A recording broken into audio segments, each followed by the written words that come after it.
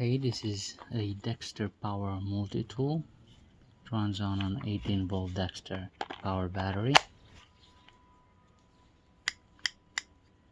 It's got 6 speeds.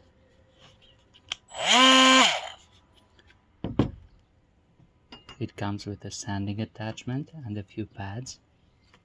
It also has a couple of wood blades,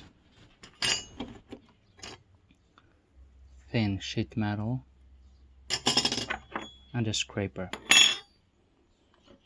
It's very light. It doesn't pack a whole lot of power, but it can be very helpful for small jobs. It also has an LED.